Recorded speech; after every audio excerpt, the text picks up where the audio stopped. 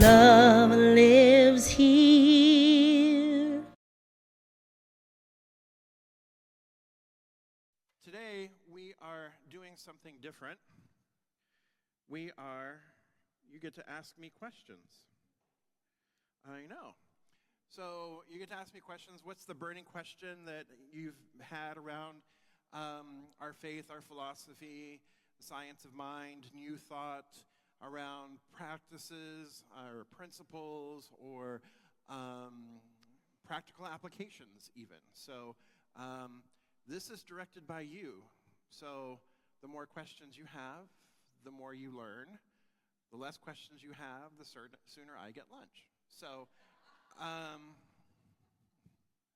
but I would really like for you to take advantage of this time because you don't often get this kind of opportunity. So I would love for you to take advantage of this time. I do ask that you do use the mic to speak into the mic because if you just say it in the room, then the people at home can't ask or can't hear the question, okay? So I will ask you to speak in the mic. For those of you at home, this is not I get to sit back and watch Rev Jeff.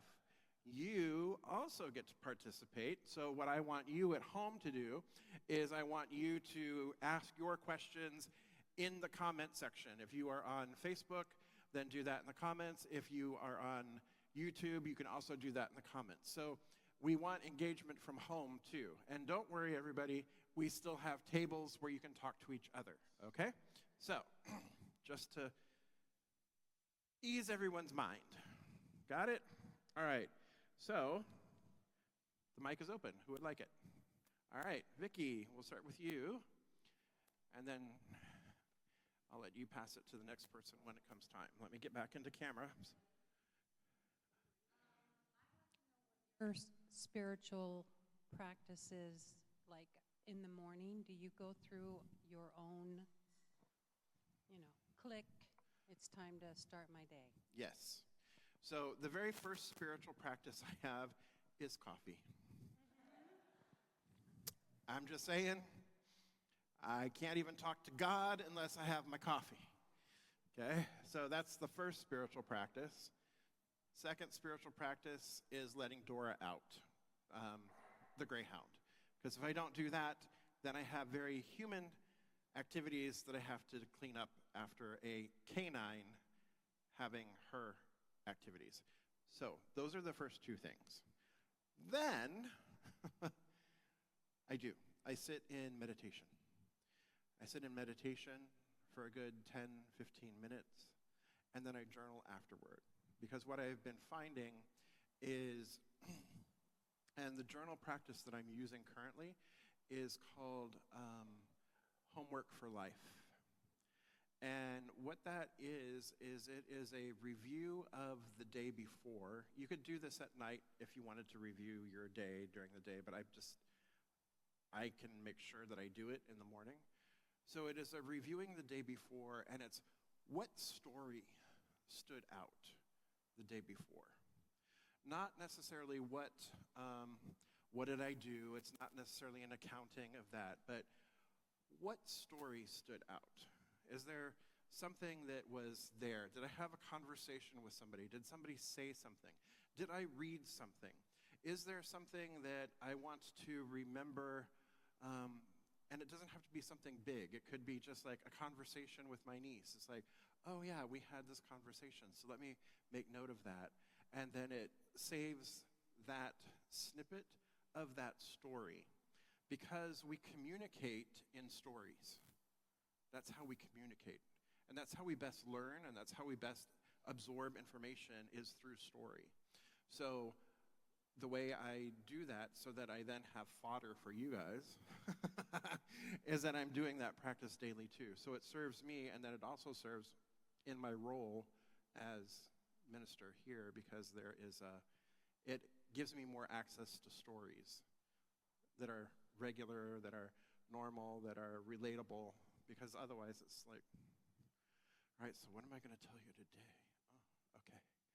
But always having a story there really helps.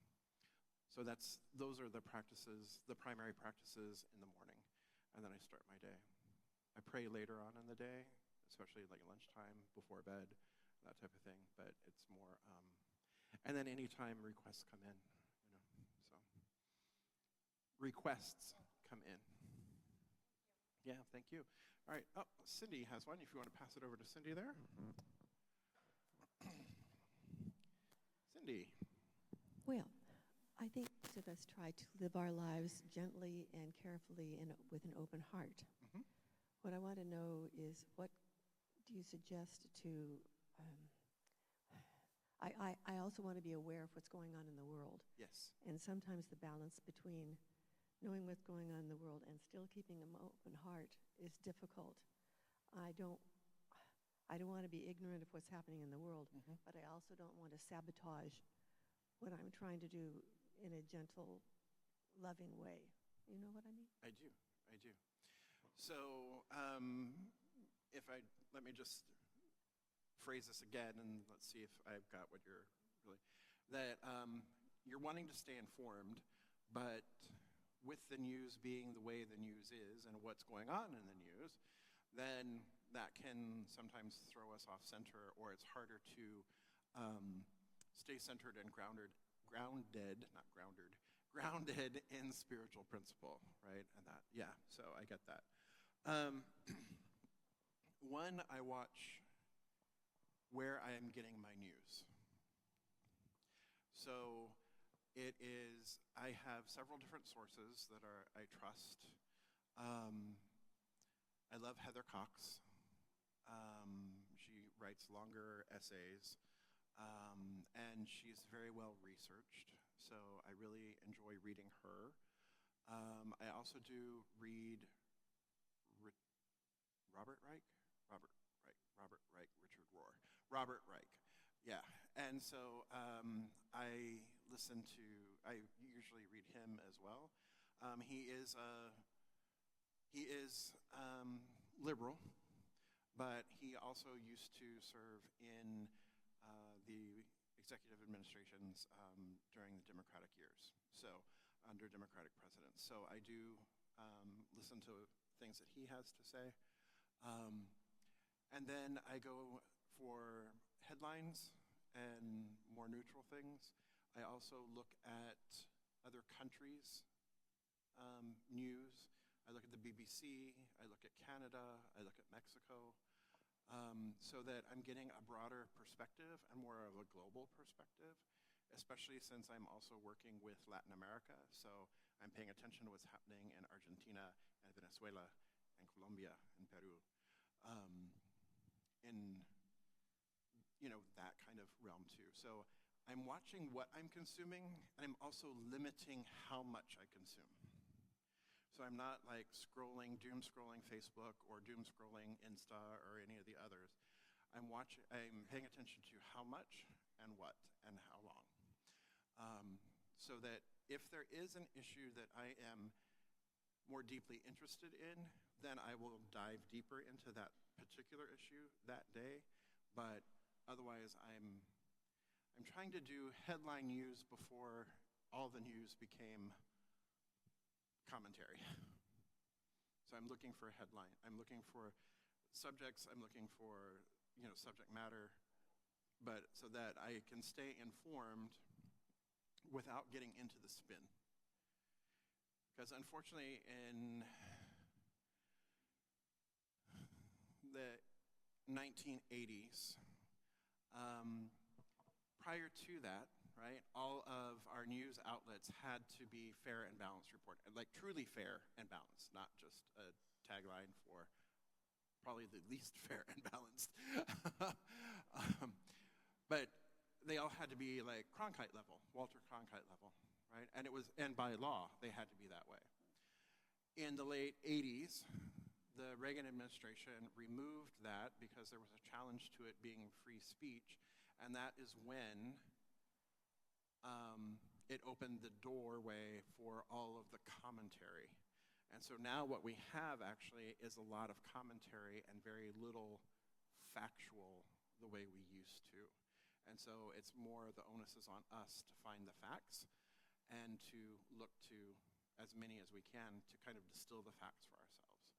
So that's the practice.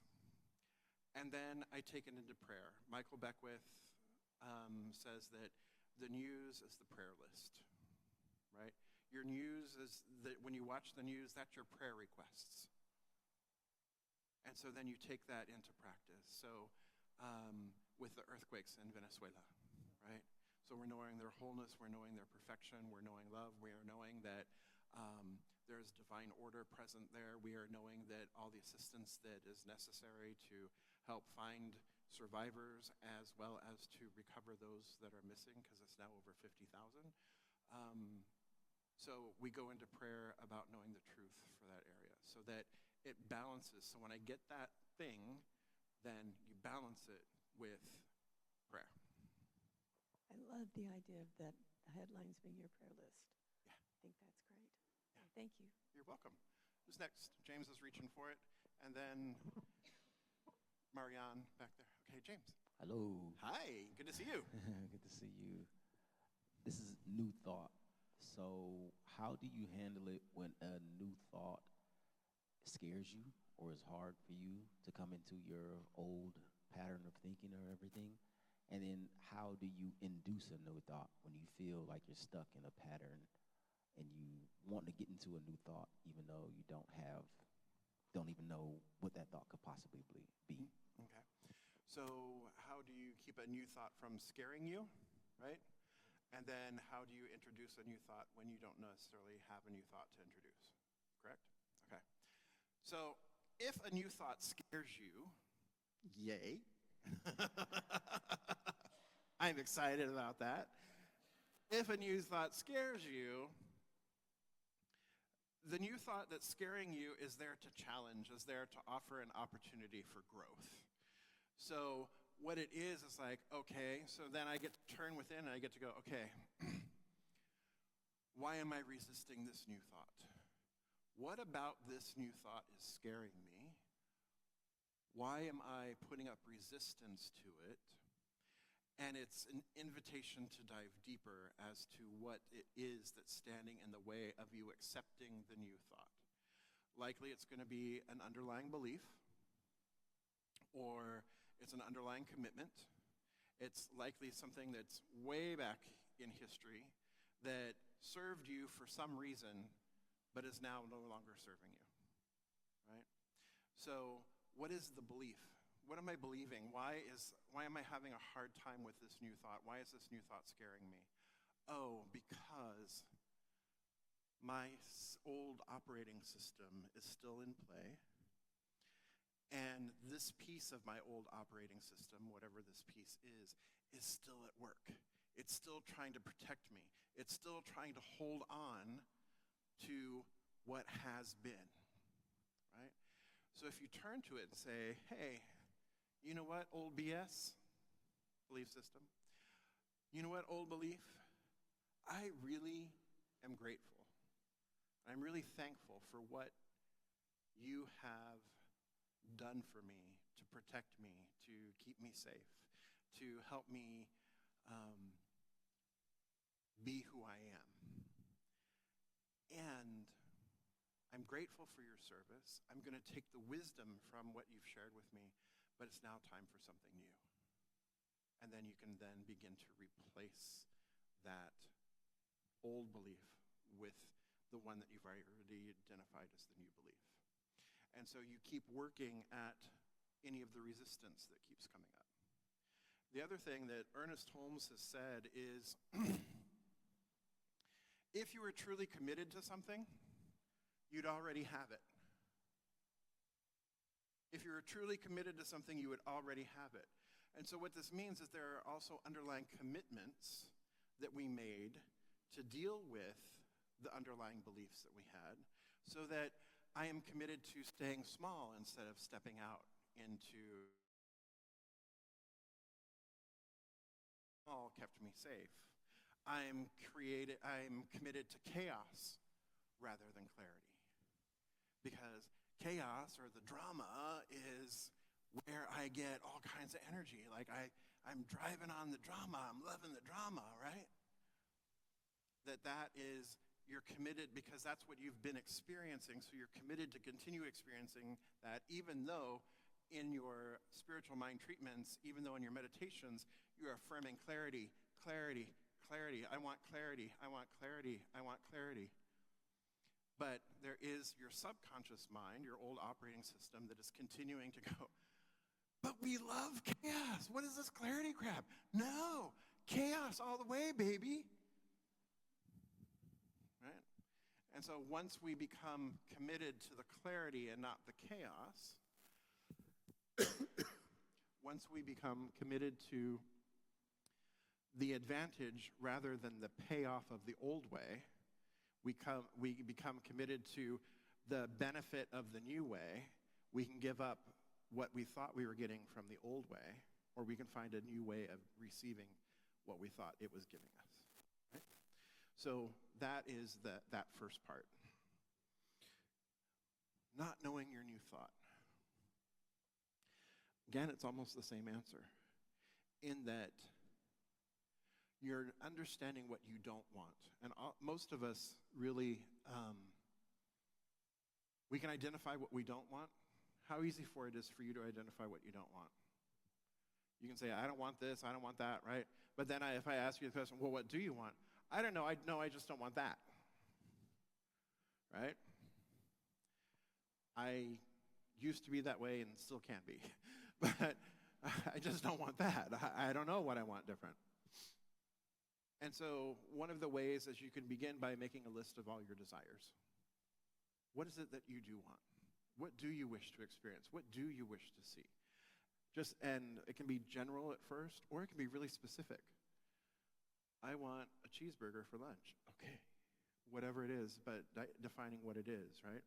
So you just keep making your list, and then you can begin to see, okay, this is what I'm not experiencing, so what do I want to experience? Or this is what I am experiencing, but how do I want to experience life differently?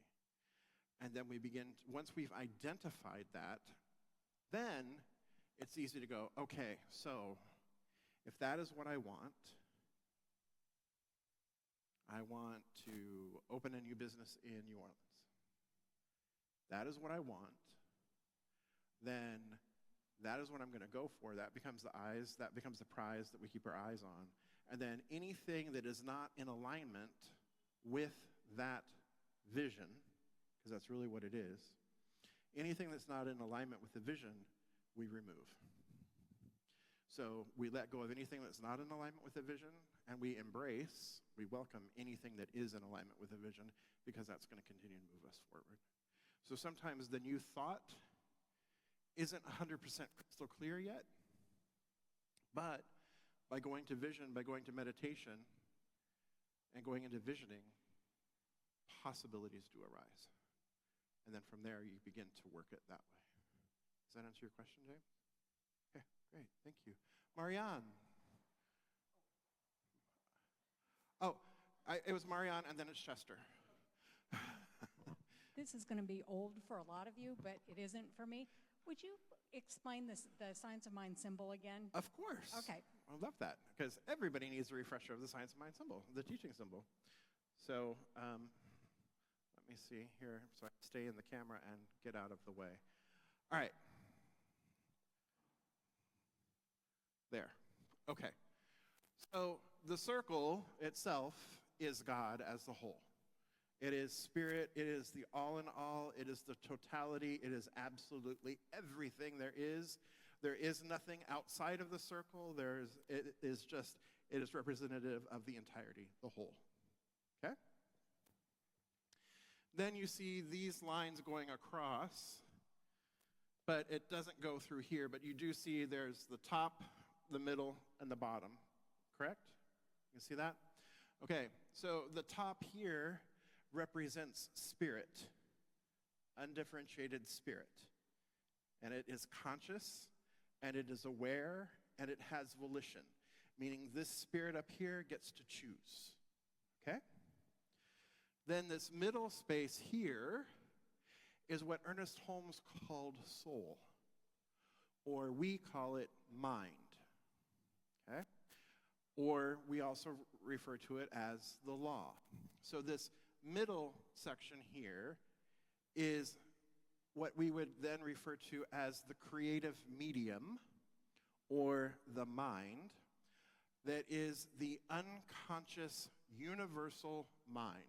It is the unconscious universal consciousness, meaning that it has no volition. This has volition, it gets to choose. Spirit gets to choose. Remember, it's all part of spirit, it's all part of whole, right? So this is the part of spirit, part of God that we name spirit, that has volition, that has the ability to choose. This part here is the creative, and this part does not have the ability to choose, but it acts upon what this part chooses to plant into this part. And then, so we have spirit, we have mind, and then the bottom is body. If you think of it as spirit, mind, body, okay? So body then is physical form. Body is demonstration. Body is the things you can see, feel, touch naturally or with the aid of a looking device or a hearing device or what have you, right? Or other device. So this is body. This is the body. This is the manifest body. So we have spirit, mind, and body. Another way of looking at this, Marianne, is to simplify it, is if you think about gardening, right? So here, we're going to take a tomato seed.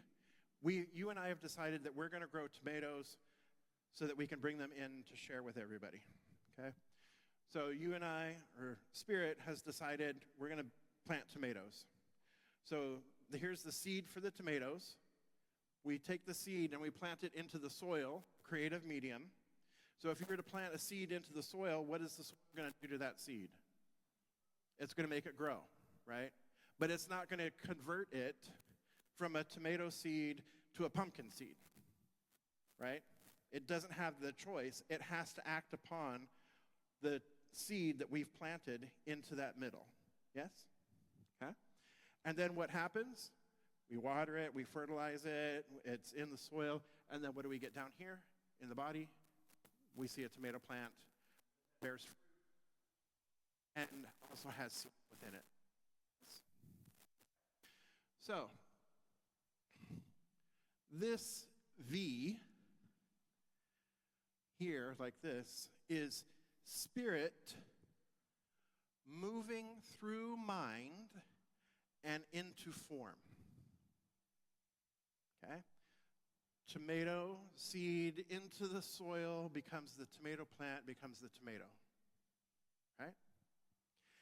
And then this part of the V, and it has a little hook here, this part of the V then is the plant going back to source, going back to, so it is the body returning to spirit form.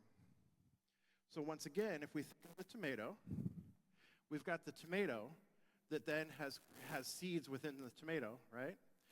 And the tomato produces the seeds that are now here ready to create the next generation of tomato plants. So that's why there's that little hook there. And all of it is what we call spirit. All of it is what we call God. And so this is a demonstration of what we call the creative process. Yeah, right? So it's the creative process. So now we think of this as the macrocosm, right? This is God, the macrocosm. But what do we know? Here we are at the bottom here, because we're in physical form. Last time I checked. We're in physical form, so we're here, we're in body, we are embodied, but we are the microcosm of the macrocosm. So then, because we are spirit made manifest ourselves here, then we can use this same creative process to experience, to create our experiences, or actually to co-create our experiences with spirit. By using the same creative method, we use our consciousness to plant our word, our seed, our desires into this creative medium, and we make sure that we're weeding our garden of the old beliefs or the old commitments, like I was just sharing about with James. We're weeding that garden so that the belief, the new thought, takes form. And the process keeps going and going and going. So this is the macrocosm, and then if you put your little head down here, then it's the microcosm, then you're the microcosm of this great macrocosm. How was that for everybody? Got it? It'll take some practice, yeah. But if you just think seed, soil, plant, you'll get it. Oh, and for folks coming from the Christian tradition, the way this would work then is this is Father, the top, Son at the bottom, and Holy Spirit in the middle. Okay? All right. Chester, hi. Hey, I have been waiting for this for a while. Uh-oh.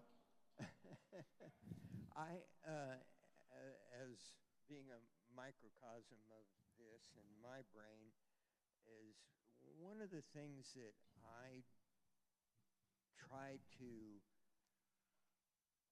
focus on other people is where they're at in consciousness, and so I like to understand the music they like. I like to understand what they read and what makes them tick. And so I'm going to go with, what is your favorite book? And, you know, you can use the Science of Mind textbook if you want to, but you, I know, have like a huge arsenal of reading material. And who is your favorite musician? And what is your favorite food?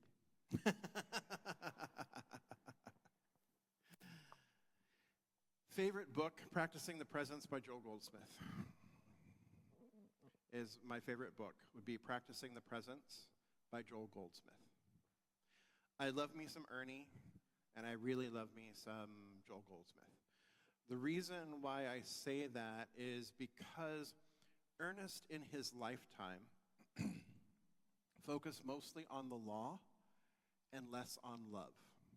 And even he has said that if he could do it again, he would focus more on love than on law. But at the time of his writings and at the time that he was teaching, he was really focused on the law, because that's what people really needed to understand was this middle piece. Because once you understand that middle piece, it gets you away from the idea that you're beseeching God, you're begging God, you're bargaining with God. Please, God, give me a new car. Or whatever. Please, God, give me a pepperoni pizza. So it gets you, once you understand this part, this law part, which so many in that time frame and even now don't understand, that the way the law or the way the universe works is that there is first a thought that is then implanted into the creative medium that then produces something, and it does it whether you, it does it for everybody, even if you believe in it or not.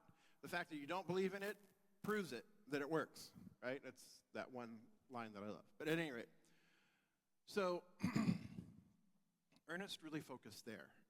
Ernest definitely has a mystical side. And you'll see more of the mysticism in the back of the Science of Mind. In the meditations that he has in the back of the Science of Mind, you'll see a little bit more mystical there. Another place that you'll see mystical is in the voice celestial.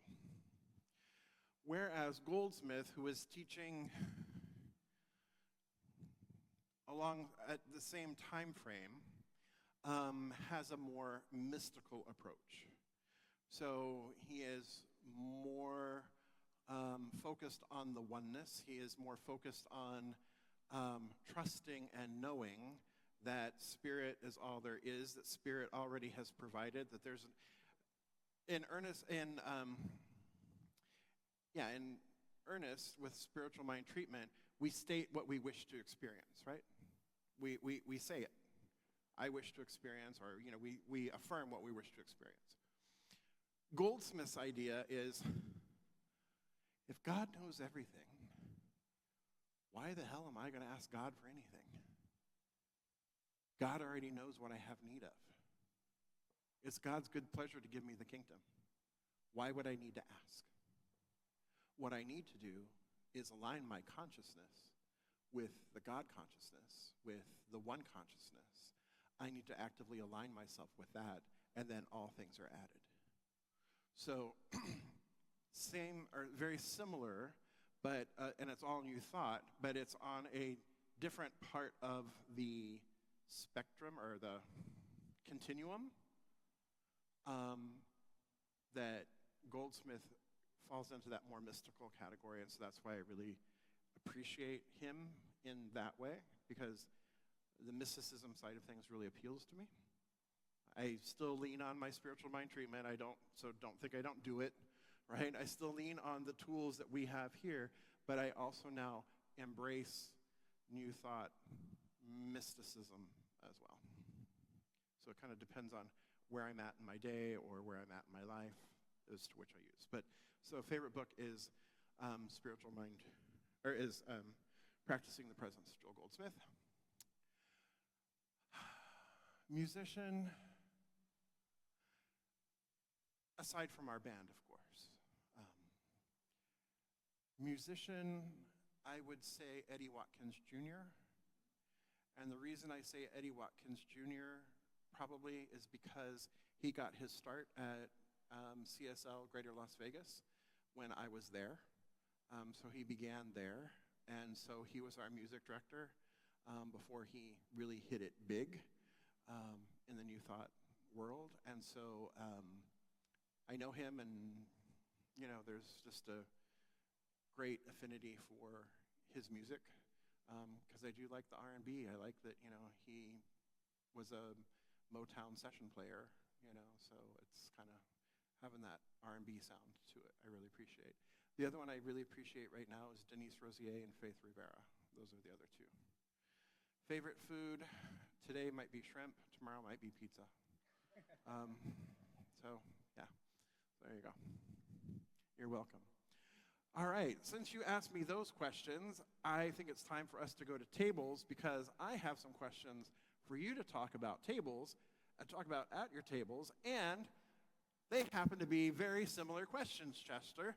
So the first question I invite you to talk about and share at your table is, what is your favorite Science of Mind or New Thought book, and why? The second question there is, what's your favorite spiritual practice and why?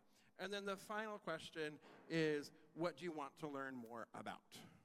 So earlier, Allison asked, can I comment on affirmative prayer for family members and how to make it effective for self and loved ones?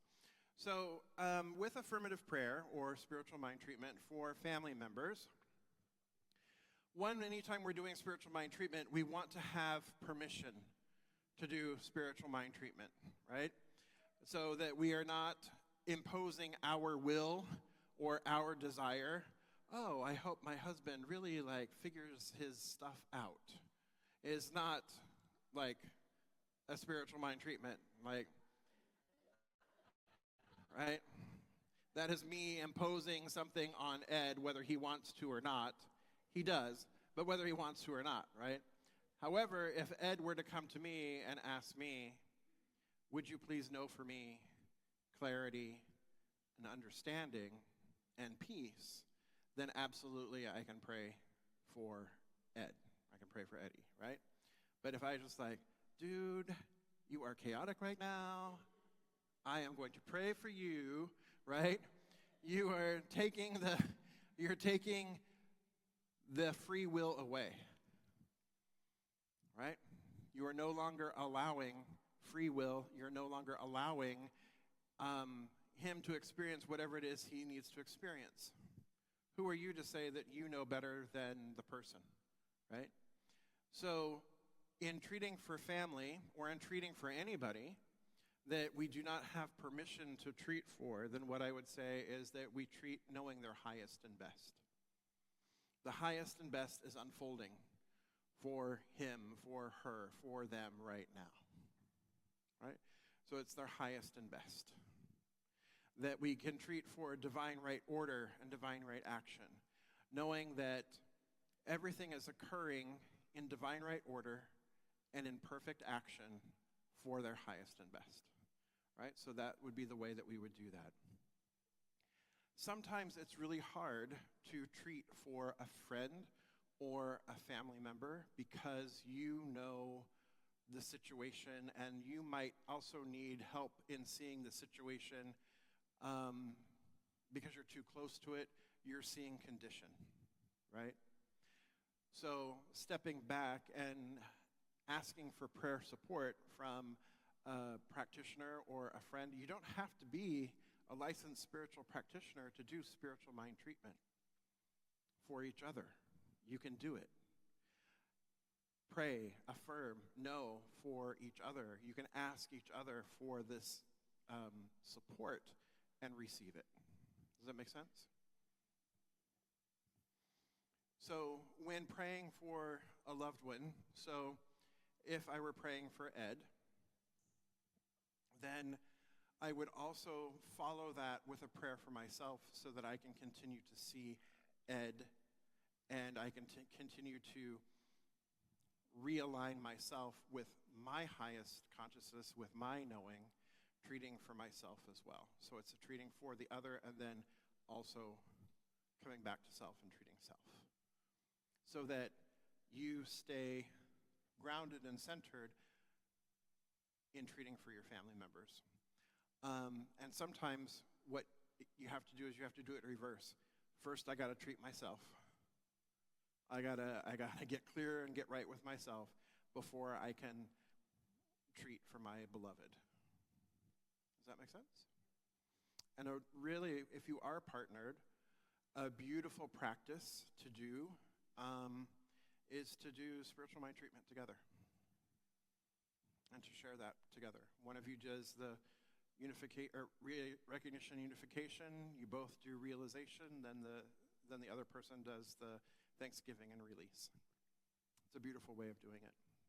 Or if your partner doesn't know spiritual mind treatment, then once you get to the realization stage, have them say their series of affirmations as well, and then you close it out as well.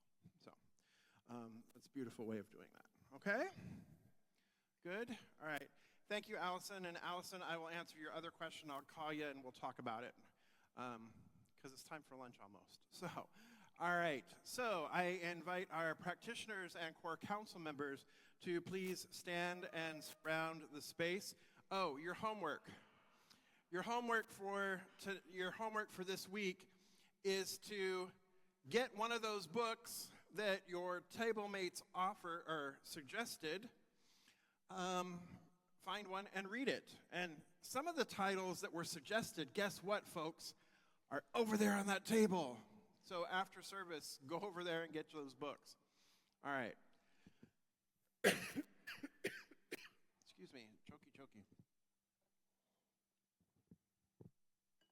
All right, so let's come together in consciousness, recognizing here and now that there simply is the one power, the one presence, the one love. This one is spirit.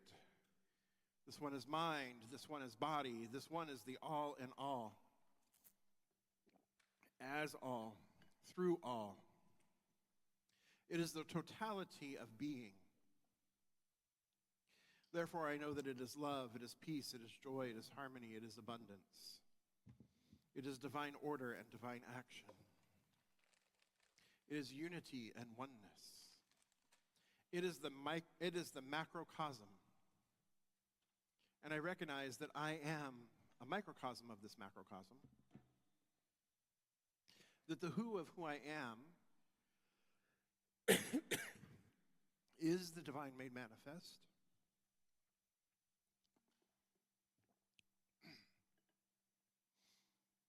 is spirit in full and glorious expression, in its demonstration.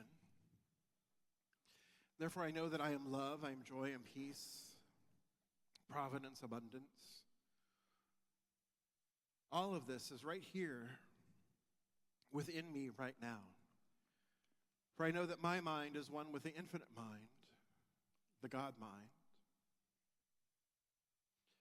And as I know that this is true of me, I know that this is true of everyone gathered here this day, that each one is inseparable from this one, that we are inseparable from each other, that we are wholly and completely holy. Holy, holy, holy. And so I speak my word for this beloved congregation, Riverside Center for Spiritual Living, for our friends, for our family, both human, four-legged, feathered, trees, rocks, the planet, and beyond. Recognizing that each one of us is a place of infinite intelligence. Each one of us has within us the divine wisdom, the clarity, the guidance of spirit, always active and always present, always speaking, always sharing its wisdom and intelligence with us. We simply allow ourselves to tap into it, to listen carefully, listen with the ears behind the ears, see with the eye behind the eyes, and experience with the heart behind the heart. That whatever question we ask, whatever answer we seek, is already within. Is already within us. Spirit has the answer. Spirit is constantly speaking. We just open and listen and allow its guidance, its wisdom to speak through us. And so I know that as we go about our day today, and we go about our week, we are divinely guided. The crooked places are made straight. Each step on the path is directed. And for this I do give thanks. I give thanks for the great learning that has occurred here this day, the revealing and the experience that we have shared. So I release this into the law, knowing it is done, and so I let it be, and so it is. So I'm going to invite everybody in the room to go ahead and stand and let us say this affirmation together. It's nice and easy. I ask and I learn. Now let's try it together now. I ask and I learn. One more time. I ask and I learn. Something wonderful is happening through me right now. It is this thing called love. Love is in my mind. Love is in my body. Love is in everything I do. I am it. I share it. I receive it. And I move love forward because